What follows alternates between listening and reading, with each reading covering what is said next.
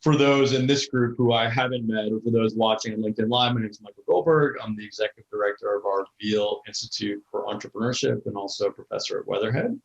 And it is great to welcome our friend and Veale Institute executive in residence, I think our first one, Sam Gerace. Sam is an outstanding entrepreneur, graduate of Weatherhead, did his executive MBA with us, and has been doing great things in Cleveland in the startup world and also mentoring other entrepreneurs. We're thrilled to have Sam as part of our Entrepreneur in Residence crew, and also for those students that are on, Ronnie, as you think about your spring schedule, Sam's actually going to be joining our faculty as an adjunct professor this spring, teaching in our SAGES seminar series. So we're thrilled about that. So I know today's topic is on customer discovery, which is something Sam's done a lot with in his career. Obviously, for those on Zoom who we can sort of see your smiling faces, or at least your names, feel free. I think we want this to be interactive as possible. So let Sam know when you have a question, and we can just have you unmute and ask a question. And if you're watching on LinkedIn Live, just put a question in the comment, and Doug and I will be monitoring, and we'll send it back in. So with that, Sam, let me turn it over to you. Excellent. Thanks, Michael. Hello, everybody. This is titled a workshop, and I hope we can do this in workshop format. So let's do it interactively. If you do have a question, do please pop it in, and then because I'd like you to get as much benefit as possible out of this.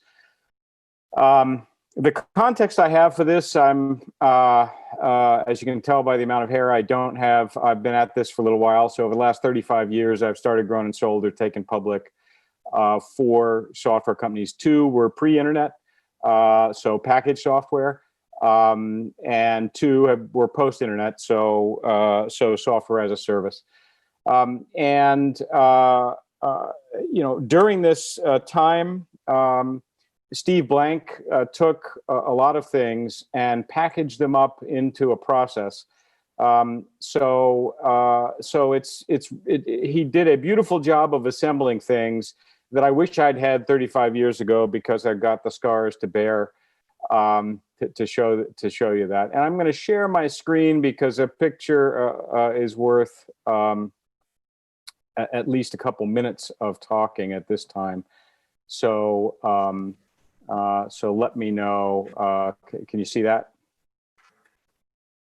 Excellent. All right. So today's topic is customer discovery, and entrepreneurship. I think a lot of people think of entrepreneurship as having an idea for a product, producing a product, and then really doing a good job of sales and marketing that product. But in fact, study after study shows, and Steve Blank shows, that really it's about entrepreneurs who are successful, by and large, start by trying to determine sort of the art of the commercially possible, and that's really what customer discovery is about, right? I'd like to take a workshop approach. As I said, I'd like to figure out why are we talking about customer discovery? What's worth an hour of your time? What is it? And then it's a workshop. We'll try a little bit of those techniques. So we'll discuss the technique, and then we're gonna try a couple of them that I think are most beneficial, or that have proven most beneficial over the years. I mentioned Steve Blank. He wrote the first book called 4 Steps to the Epiphany. Then he learned how to name books, and he wrote a second book called The Startup Owner's Manual. The first one's a little obtuse, as is the title. The second one, The Startup Owner's Manual, is a great reference. I encourage you to look at it. And his videos. He is a professor at Stanford, and there's also a Udacity course, which I have not personally used, but I hear good things about if you want some detail. But I will tell you, there's a lot of detail there, and the fact of the matter is, you should try it like everything else, as opposed to trying to get your PhD in customer discovery. So how about the why? Why bother to do this? And I want to tell you, I want to ask if $2 million is worth doing this. Because it turns out, before Steve Blank started to call it customer discovery, that in fact it was worth $2 million. Coming out of having done a couple companies, I had a hypothesis that that there was an opportunity, right? That advertising equals wasted money. And in fact, this was no secret. In 1879, John Wanamaker, who created the first department store, which any of you are Philadelphians, that's where it was, is attributed, not clear, but is attributed to having said, I know that half of the money I spend on advertising is wasted. I just don't know which half. And that stems from a lot of things, right? There's no feedback loop in print or television or radio advertising. And when you can get feedback, even through things like couponing, it's long. It takes quite a bit of time. So my hypothesis was that the juxtaposition of wasted value and technology, and so what I also knew is, hey, we could eliminate 50% waste if we did real-time tracking of ads. We did sales measurement to say, did they actually result in sales? And then we could add some automatic optimization, not with machine learning. At the time, it wasn't where it is today, but we could. So that's what we knew. And I want to underscore what we knew, right? I knew this. And so we went in and started to, frankly, we did something that you will learn we shouldn't have done, which is we built an underlying system, right? It wasn't, it was not incredibly full featured, but it got the job done on this advertising system. And we went out and started to sell it, and we met with a lot of customers. And here's what we heard. Oh, this would be helpful if it also had X. And then go to the next customer. Oh, this would be nice if it also had.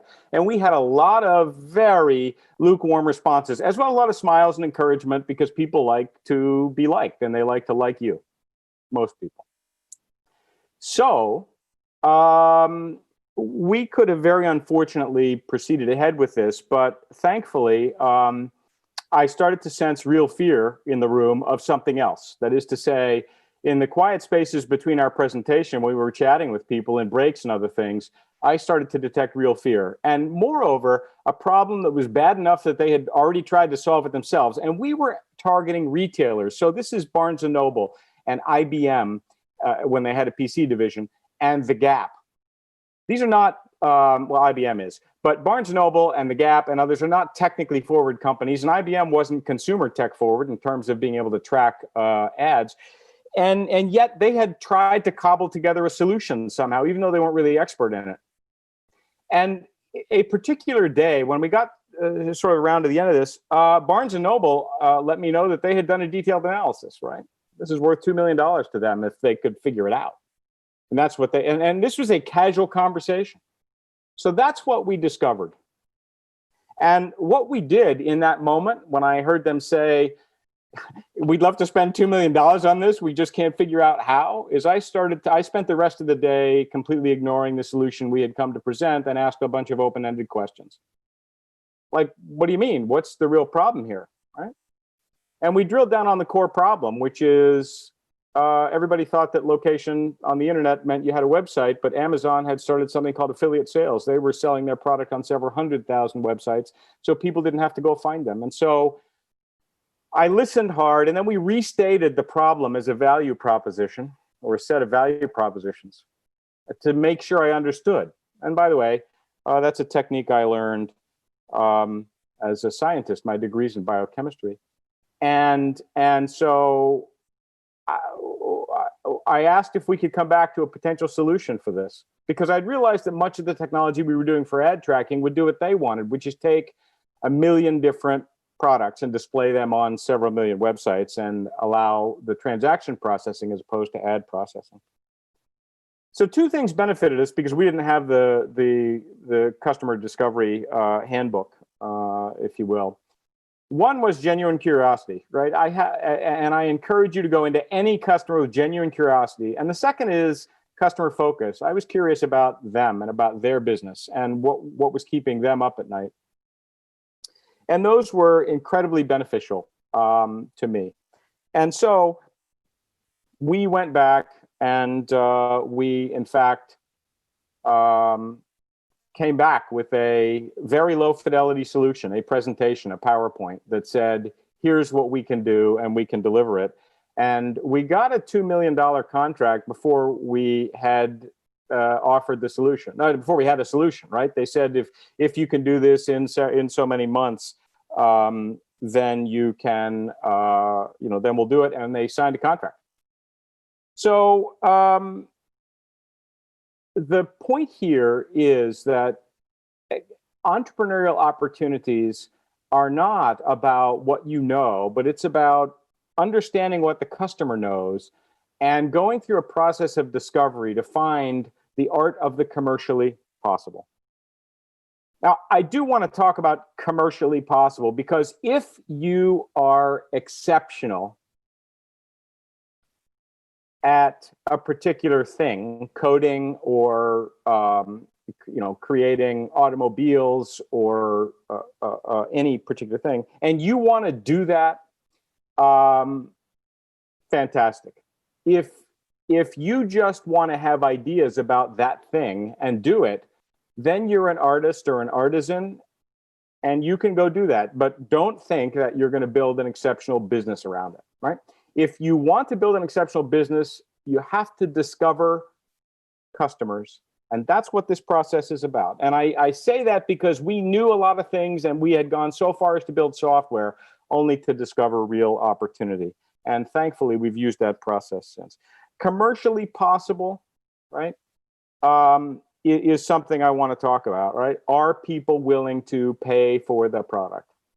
It does not mean we like that, right? Whether that's your mother, your uncle, or a customer who likes everybody to feel good. It doesn't mean, oh, we would probably use that. And it doesn't mean we agree with your value hypothesis, right? It means we would pay for it. And I want to underscore something. We had a $4 billion a year company pay us before we had a product. That's how much they wanted it.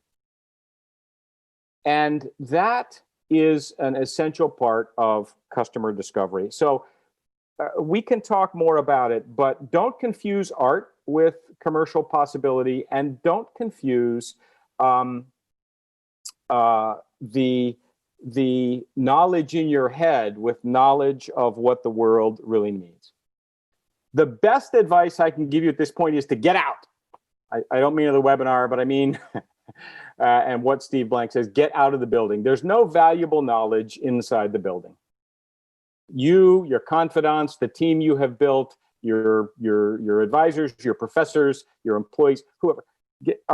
That's great. You have to get out. And if you're the founder, you especially have to get out. Or if you're part of that founding core team, you especially have to get out. It can't be delegated. And frankly, I could stop here and say customer discovery is about getting out of the building and talking to customers, and we'd probably be done with a workshop.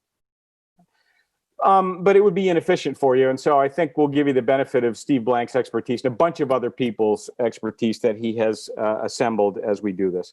So technically what we're talking about is finding product market fit. And you'll hear that phrase a lot. It's become very popular, right? And what it means is, right, that your product hits a need in the market.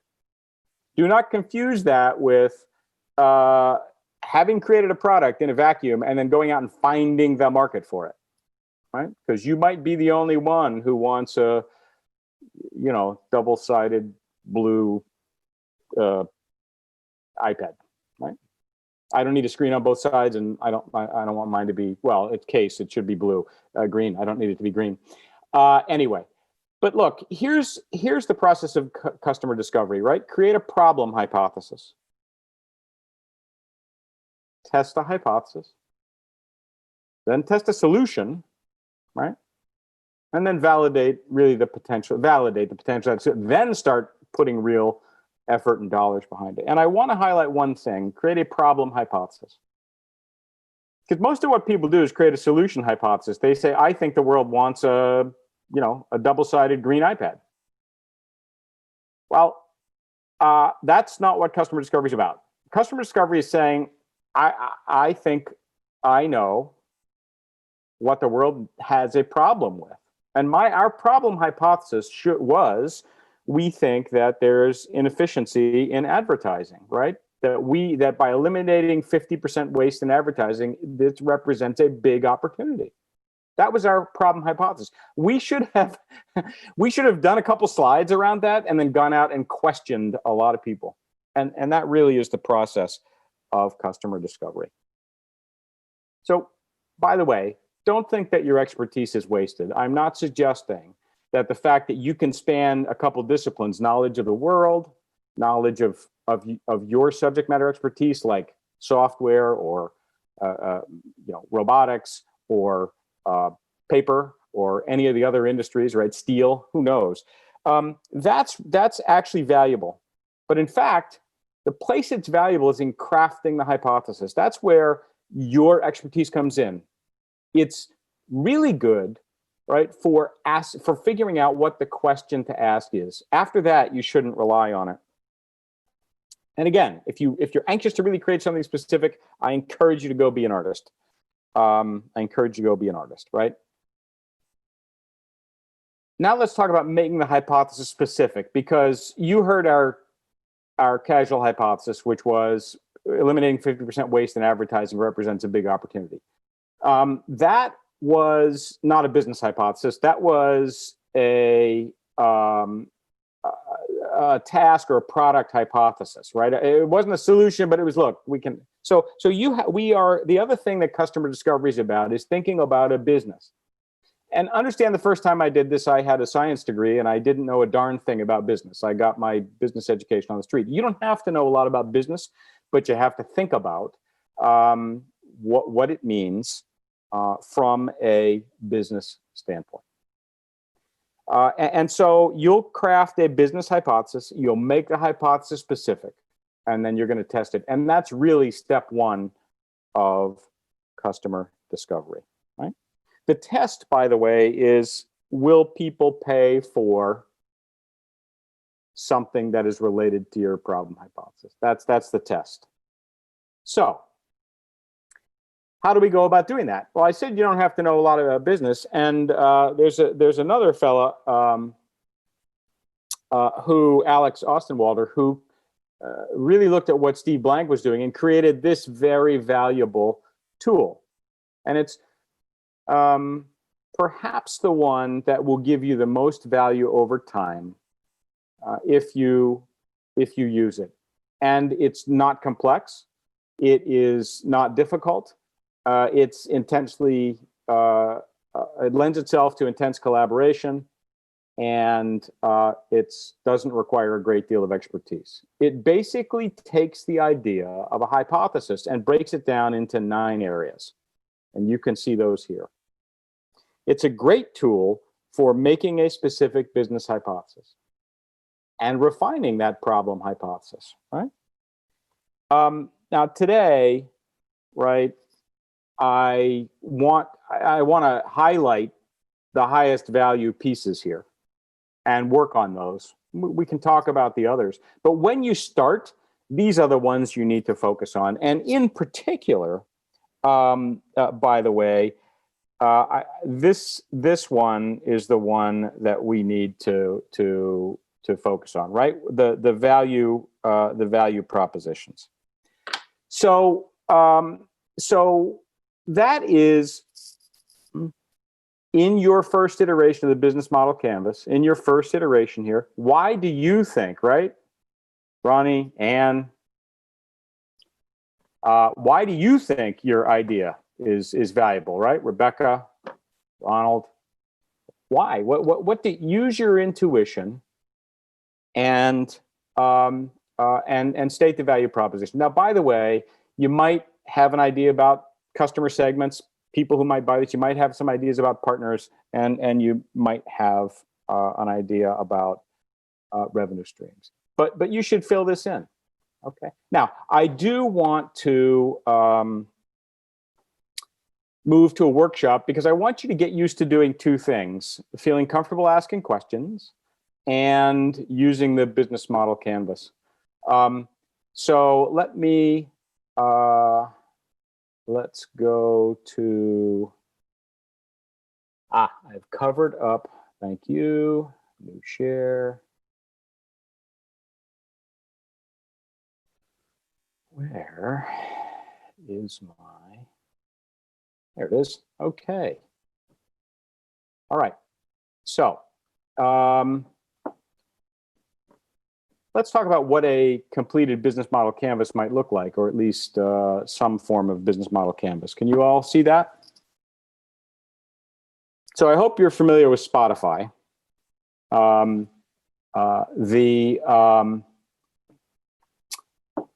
The business model canvas for Spotify, and this is a sparse one, right? The one that people might have originally filled out, it goes like this.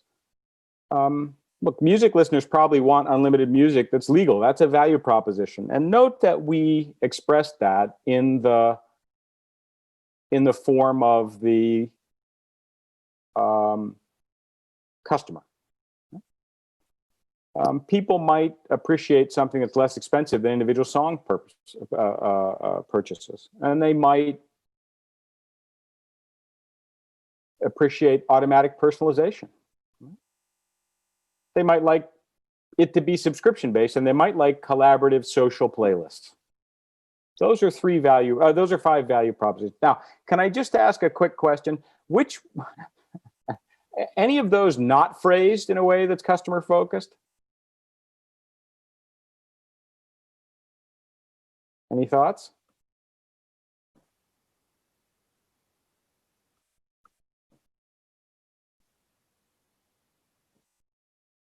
Nobody?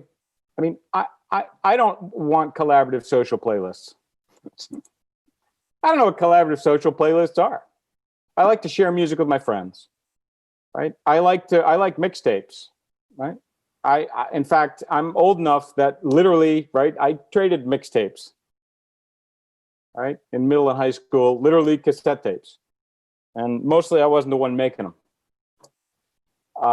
But it was really helpful. So one important thing to do is to make sure that you're thinking from a customer perspective, and it helps to phrase this in a customer perspective, which is, for example, sharing music with friends. And you might say compilations too, right? Sharing music compilations with friends. Okay. I will tell you that if you have knowledge and expertise in the industry, you probably might have some other value propositions beyond your audience. Like music sellers, prior to Spotify, didn't have a lot of user analytics other than what was selling, you know, at record shops, and they didn't necessarily have access to the audience except through intermediaries. And so these are value propositions to music sellers, who are, by the way, an important partner.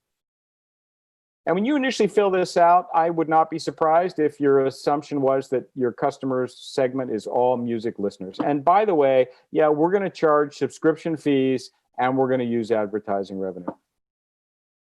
This is a great initial business hypothesis that you should now go and interview people with. Go do it. Take this in this form, or put this into a cheat sheet for yourself. You could do this verbally. You can do it in terms of a PowerPoint if you want to. You can give it to people as a questionnaire if you really want to do that, and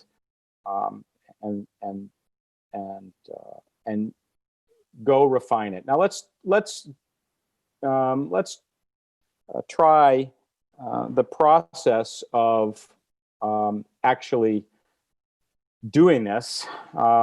And I'm going to jump ahead a little bit, because what you have to do, right, when you do this is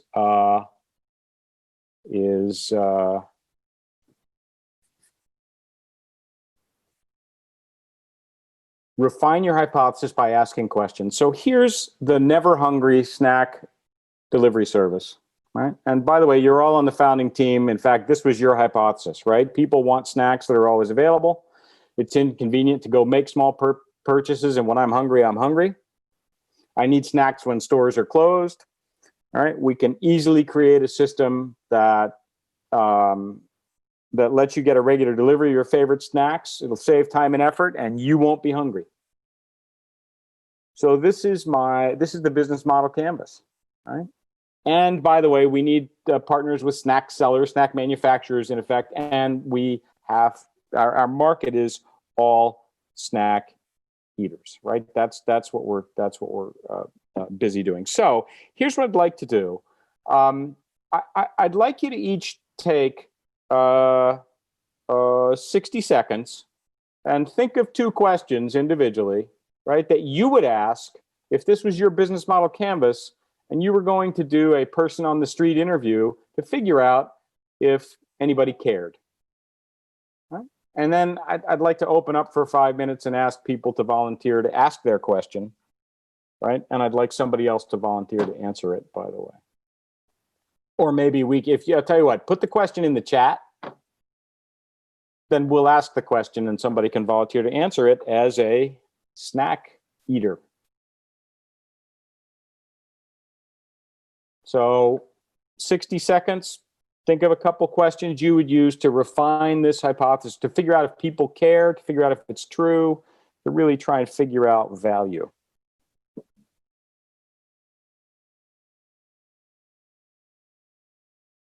And if you're not a snack eater, I'd like you to get out of the Zoom immediately because you're making the rest of us feel really bad.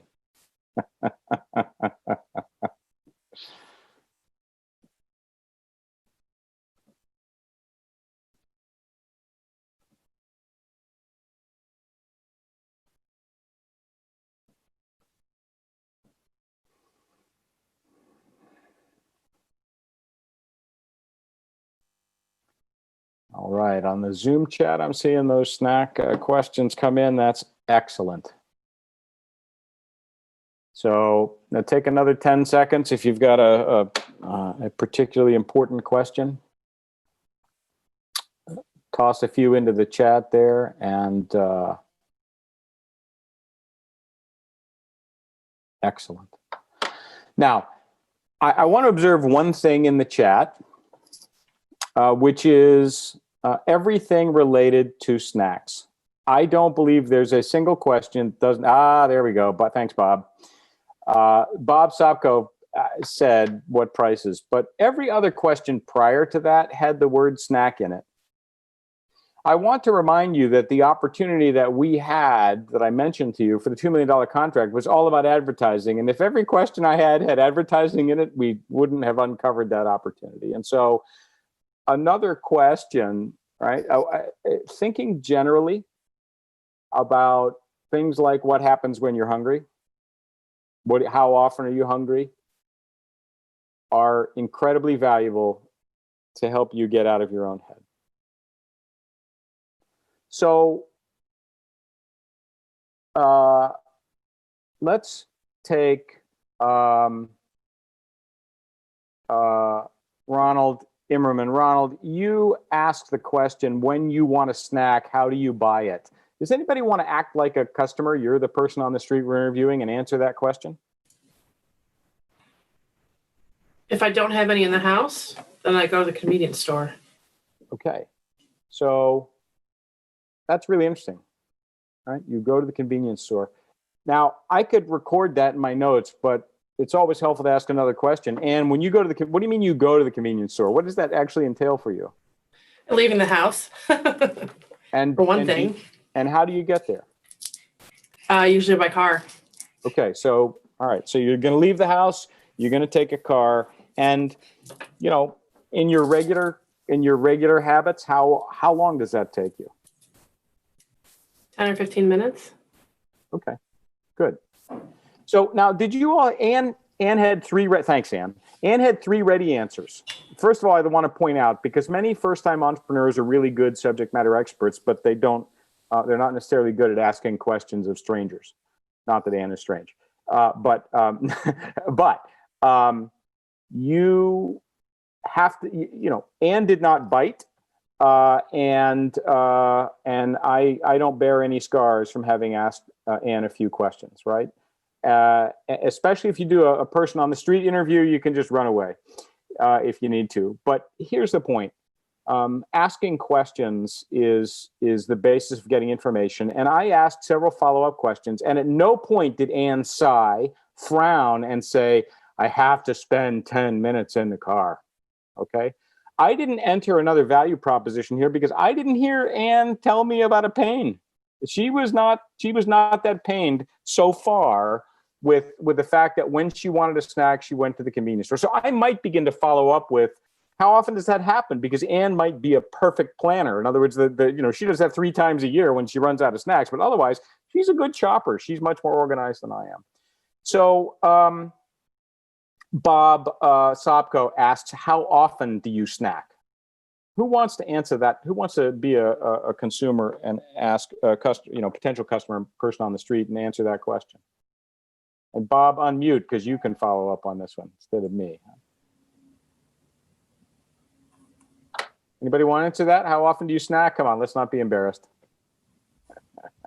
Nobody? Well, that's Times a day. What's that? afternoon at 3. A lot of people do because that's when they run into a wall. But again, you have to ask them, and will they answer you truthfully? Because again, like you said, you don't have to be embarrassed, and somebody may be embarrassed, and I don't know you from anyone, so I'm not going to tell you. And maybe there's a difference between now that we're all working from home, how often we snack versus the ability to snack at work. Right. And is a snack a candy bar and an apple is not a snack? That's so. I don't know what you all were thinking when when I said snacks, but that's a critical question, right? And one value proposition, you follow up that question, if I'm doing a personal street interview, I'd say, Nikki, what's a snack to you? When I say snack, what does it mean to you? What do you eat when you're hungry between meals? You're going to tell us, Nikki, or can you, Sure. I mean, that varies. It could be an apple with cinnamon. It's probably some type of fruit. Okay, great. So if I ask that question of 10 people and I got a series of answers, right, that spanned a number of things, right? One value proposition might be what Nikki just said, the availability of fruit, right? Another value proposition after I've done 20 of these might be the ability to make choices in the moment, because people don't snack with the same thing all the time. Here's the key thing. We're evolutionarily incented to conserve energy, to want to make good impressions. And a lot of things can, and by the way, we're culturally incented in the United States to always do things well. And so I think this takes most entrepreneurs out of the realm of starting by asking questions first. And remember, the situation I talked about, we didn't ask questions first, right? I'm just very lucky that we asked them before we went whole hog into trying to take that product to market. So this is a tool tailor-made for people who aren't used to asking business questions, and giving you a grid to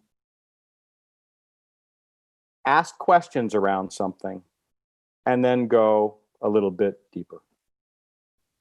So let's go back to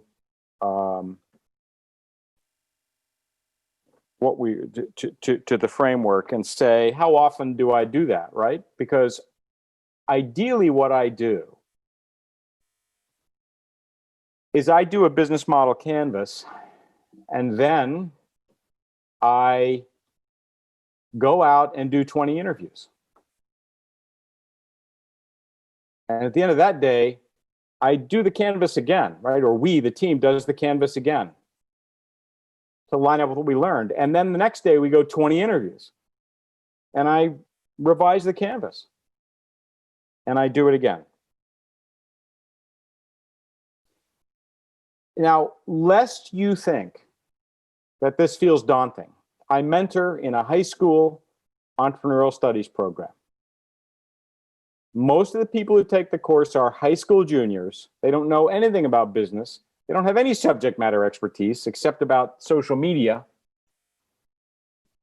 And as part of the course, in the first week after they formulate their business model canvas, and there's some prep work. They do a mock consulting engagement for a business to pick up some business. I'm sorry, they do an actual consulting engagement for a business that knows their level of expertise to learn some business terminology. But their first entrepreneurial excursion, their first introduction to business model canvas and customer discovery is in week number 1, they have to do 100 interviews, period.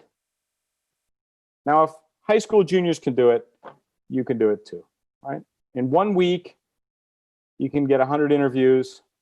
You can have gone through 5 canvases, and I promise you the discovery you will have evident in front of you will be substantial. And it's good practice to keep the canvases, keep the iterations, because your learning over time will be important to you, providing context. So the best, if we stopped here, I would have given you probably the best tool from customer discovery, which is iterating on the business model canvas. Hey, Sam. Yes. Bob, question. 100 in a week? Yeah. These are really short interviews. Really good point, Bob. Because like through NSFI Core, yeah, they want them to do 20 over 8 weeks. Yeah. So let's differentiate a couple things. And if it's a business to consumer proposition, the interviews can be short. Chances are you're not crafting an immensely complex airplane. If it's a business to business conversation, then you might dial down the number of interviews, right? And the reason is because the interviews will be longer. They'll take a little longer to set up. But in all candor, I have very few people who are unwilling to get together if I say, hey, we're exploring an opportunity that could have real value for your business. Is it worth 30 minutes and coffee? Right? And they'll have coffee with you and you can do the interview. And by the way, as Bob points out also, the interviews may get longer over time. Okay. Even over the course of the first, say, 30 to 100, depending on whether it's B2B or B2C. But there is no reason for you to go deep on your ideas, right, in the first few interviews. What you want to do is go shallow on your ideas, listen hard, iterate on the canvas, spend more time listening and iterating on the canvas. And the more information you get to lead your questions from consumers or customers, potential, then the more complex or sophisticated the interviews can get. Bob is probably at the most sophisticated end. If you are a scientist, a principal investigator, don't have any business knowledge and are charged with or interested in commercializing your technology, I-Core is a Steve Blank designed program for a U.S. government sponsored program for commercializing research. And so it's on the exact opposite end of B2C. It is the most complex stuff for which there's not necessarily an obvious commercial use. And those interviews, as Bob said, are the longest, take the longest to set up. There's a great deal of explanation. So look, there is some allowance for the nature of your idea, right?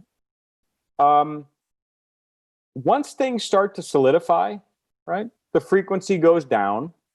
I mean, the frequency, can come down a little bit because the interviews will get longer.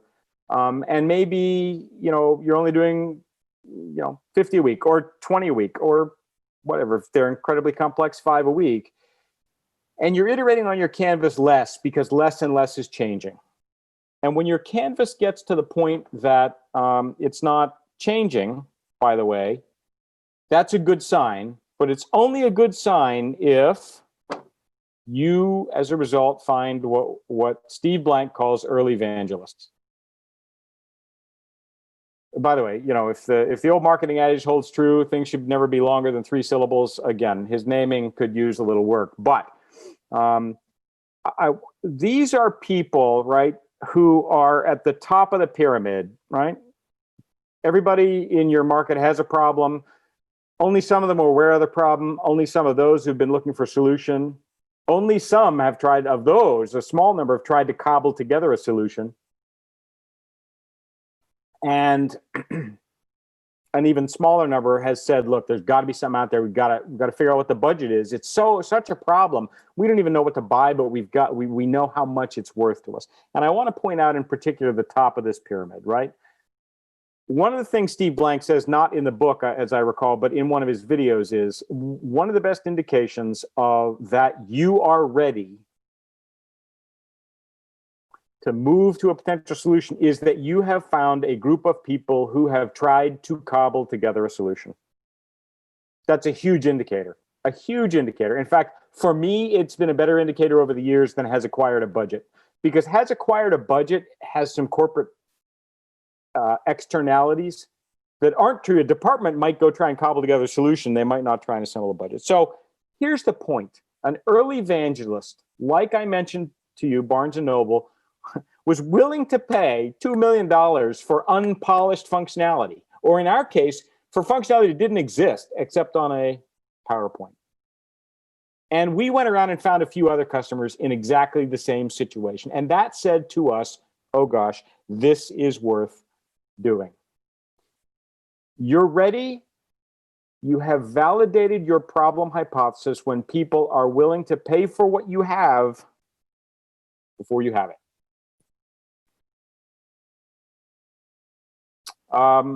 One thing to do, by the way, after you think you're totally ready, as I just said, is to pay attention to your customer segments, because recall that in our initial business model canvas, we said all snack eaters. That's probably not true, right? Because I'm really not prepared at the moment to go to Asia with my snack service. So that would rule out, 4 billion people or 5. So here are the things to think about. Another useful tool, the total available market. And we understand, man, that's fantastic. There are a lot of people out there. Then there's your served addressable market. For your problem, right? And for a potential solution to that problem, what part of the market does that represent? And then within that, and this is better called target market. Some people call it served attainable market, which is confusing as heck, right? But your target market, of all the people who you might be able to address, who are you specifically targeting? And in the case of snacking, right, we know there's 7 billion snackers worldwide. I'm not prepared to go outside the U.S. right now, just for 2 reasons. Snacks are different elsewhere, and translation.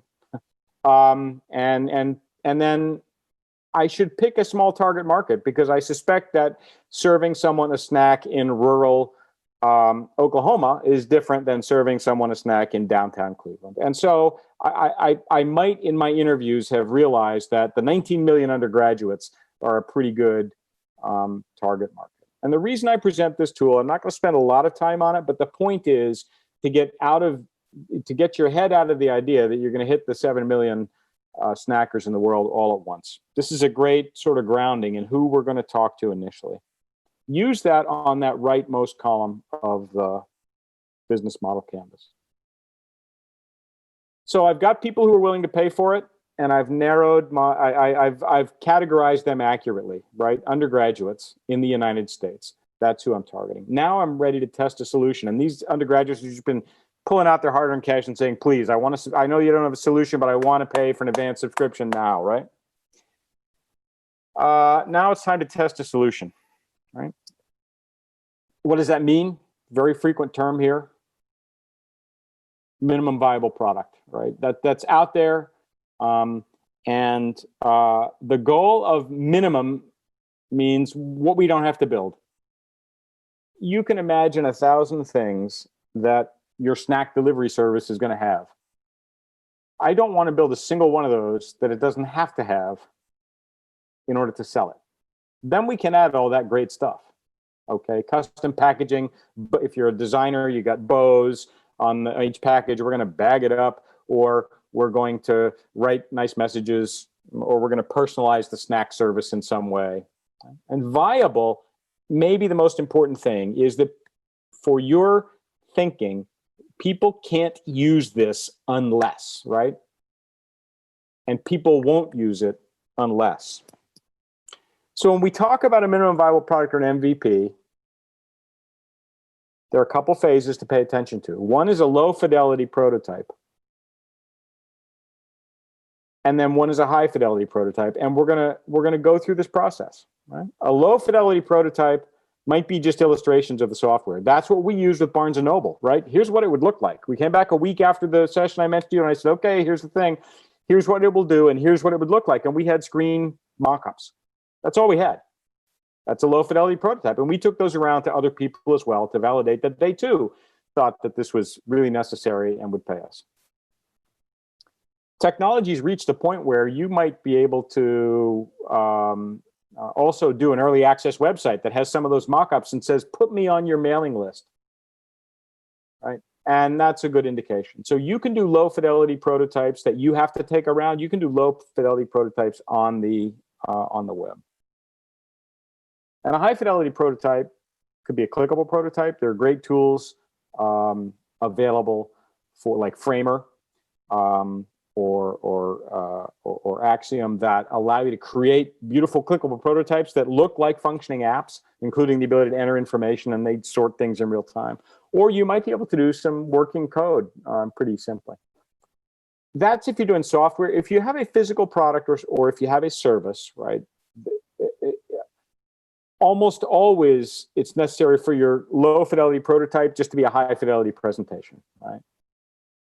But then as that evolves, you could do a mock-up or a model, or in the case of a service, a concierge implementation. And I do want to underscore this last bit if you're doing a service. Too many people try and create the service instead of, in essence, faking the service. And this is the Wizard of Oz moment, right? There was a company that wanted to test whether people wanted to be presented with a recipe and where to get the food for that recipe near them. Typically, that food was also at a discount. So it was a great thing to buy. It was inexpensive and it was right near them. And so it was very personalized and it involved cooking. And they could have done all the technology necessary to collect all that information, but they did what they call the concierge app, implementation. They had 4 people on the team. They signed up 200 test customers, and they did it all manually, right? Every day they went through what people liked. They had shoppers, and they all from the same neighborhood. They had shoppers go around to the stores and figure out what was on sale. They came back, they composed emails, they sent them out. There was no technology whatsoever except them emailing some things. And it validated those aspects that people were willing to pay for.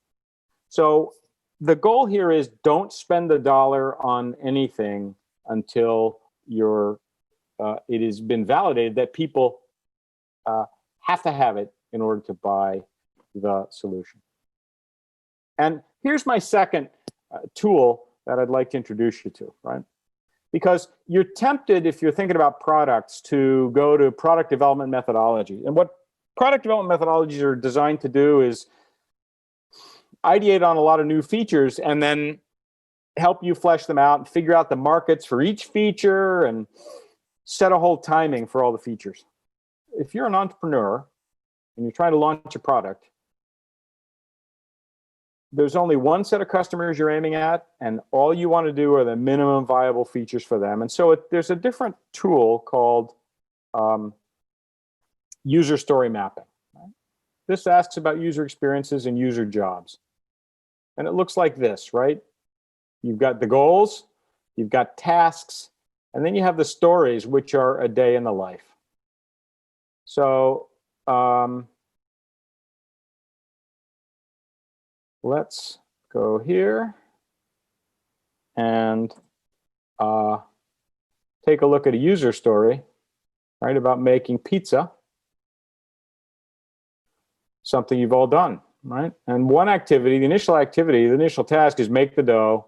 And that's our goal. The task is prep the base, one of them, and then proof the dough. And now I start to ask users about their story. Well, what do you mean prep the base? And I start to add the details of the story. Well, I gather the utensils, which, by the way, you might skip over. I measure flour, I measure water, I mix. Right? Then I have to proof the dough. That's a task. And I put it in an oil bowl. I wait for the first rise. I punch it down. I wait for the second rise. I roll out the dough. Wait a minute, I learned that some people roll out the dough, other people stretch it. Basically, that's not a real requirement, okay? I want to come back to that. right? But you're going to get some in there that are, yeah, maybe they don't apply to everybody. What's the next activity, by the way, any of you pizza makers out there after you make the dough? Anybody? Put the sauce on. All right. So our goal is to add the sauce. In order to do that, Doug, do we first have to prep the sauce? Yes, we do. So we're going to prep the sauce. That's task 1, right? Task 2 is maybe spread it on, right? What's the first action in terms of prepping the sauce? Well, you've got to boil the tomatoes so that you get the skin off. Whoops. Let me just go here. We have an Italian plant in this seminar, Sam. Yeah, there you go. That's right. Pizza. Which is a good thing, right? So we got to boil the tomatoes. What was the second thing, Doug? You got to get rid of all the pulp and seeds. Excellent, right? So we can make this entire story, and I'm not putting myself in there. I'm asking Doug, what's the next thing? What's the next thing, right? And then I might ask him how he spread the sauce. That seems obvious, but man, I got a lesson in the, you don't just slap the sauce on there, whatever, right? You take, and not from Doug, but I'm saying my last name correctly, Gerace, right? It's Italian. So there you go. I can tell you about spreading sauce very carefully. So here's the point. This is the user story, and these are the things that your product, if it's going to make pizza making better or faster or cheaper or easier, has to support. And if not everybody does it, there's a term that's emerged called the backlog. Oh, roll out the dough. Well, we eventually need to do that for some people in order to use it, but not everybody needs it. So I'm putting that down here in the backlog. It means that we recognize that's something nice, but everything up here has got to be absolutely essential for every customer, for the early evangelists. And clearly, if we don't mix the dough, and if we don't do all these things, we don't get dough. We don't get good dough here. It'll be horrible if we don't let it rise. And if we don't have tomatoes and remove the pulp, we've got terrible sauce. So what the user story tool does, and both of these tools I'm using are templates in a collaborative, in effect, a versatile whiteboard called Miro. But these tools exist on specialty sites, and you can just do them on paper as most of us do. The user story technique helps you get out of your own head when you're out of the office and make sure that what you're focused on is the story for the user. Once you have these stories, then you can easily decide, you can easily see those things that your minimum viable product or your hypothesis has to do, right? It absolutely has to do. And then you can articulate that that hypothesis. And I mean articulate, low fidelity prototype, right? Pictures of our, pizza making machine, which by the way, ThinkBox has at Case, right? The pizza making robotic machine. But I want to point out again that the bar here to know that what you're doing is worth doing is commercially possible is that you have to think about this this unequivocal love on one side, don't see a need on the other, and you go through your business model canvas. You're going to present a low fidelity prototype, you do a new iteration of canvas, another low fidelity prototype, and a new iteration of canvas until, right, you get unequivocal love. Meaning we're going to pay for that thing right now. So that we want to put some money down so you can develop it. These other categories don't matter. They may make you feel good. They may make you feel like there are individuals out there who believe what you believe, but it doesn't matter whether people like it, because they'll say they like it, but then they'll tell you what they really need. If they understand it after a long explanation, that really means they weren't even thinking there first. And if they don't see a need, well, that's sort of self-explanatory. This sort of lukewarm response means you need to iterate again. You've not found enough customers, right, to launch this. And that's when you do what's called a pivot. And this is the most misunderstood, misused term in perhaps all of entrepreneurship. Pivot does not mean that I proposed that I was doing a snack delivery service, and now I'm going to try and do, an automated lawn mowing service. Right? What pivot means is you make a material change to one of those 9 categories on the business model canvas. That's all it is, right? Because you didn't get this far without understanding that there's value out there, but you haven't quite honed in to the point where people are ready to do it. Like somebody asked about how do you, subscriptions. Really, I'm going to pay subscriptions for my snack? Maybe I want an easy button. Just give me a button on my desk, right? Whenever I hit it, the snack gets there, right? I don't want to subscribe, in effect, and have it automatically bill my credit card. Well, that would be a change, right, to a product feature, right?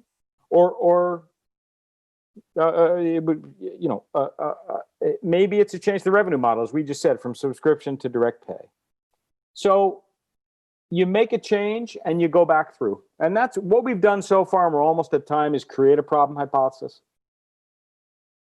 Test that hypothesis by getting out of the building and just asking questions. Once we found people who were ready to pay for it, then we articulated a solution using user stories to determine that solution, and then articulated it. And then we validate the solution potential, right? And this is where you might begin to do the stuff that you probably think you should start with, which is, let's really detail the target market. Let's really make sure we can reach the people. Can I reach college undergraduates? Is that a feasible thing to do, right? That's much more feasible than saying, I'm going to reach everybody who happens to have a given book on the shelf. I don't know if I don't know how I would figure out if Doug had that book on his shelf or not, right? But so can we reach the people we're talking about? Can we make money? This is where you're going to do some analysis after you've done all this work to make sure the analysis is worthwhile, and that will bring you to the end of the art of the commercially possible. You'll then have the confidence to go into what's called customer development, which is, right, make the product and go sell it. So that's customer discovery. Right? Create a problem hypothesis, test the hypothesis, test the solution, then do some analysis and validate that everything you're articulating is feasible in the world. And I promise you, if you go through this, you will have a far better likelihood of entrepreneurial success than if you don't. Get out. Is that get out of the building or get out of our Zoom session? There you go. Sam, I want to thank you. We are at the hour point. That was a rich session. I'm very hungry because we talked about all these snacks and pizzas and all these things we should be doing. I think using a tool like the business model canvas and other variations of it, which are things that I know Bob Sopko's on, that Bob and Victoria and others, Victoria Avi at CWRU Launch Network with students. And it's great to have a mix of folks here. And for those that are watching on LinkedIn Live, we really appreciate you doing this. Unfortunately, I do, in the world of Zoom, I have to hop to my next Zoom. But I know Sam's always accessible to students and alums and pretty easy to find. So I'm sure as you put your own business ideas through the paces, I'm sure he'd be willing to be a resource, hopefully. Absolutely.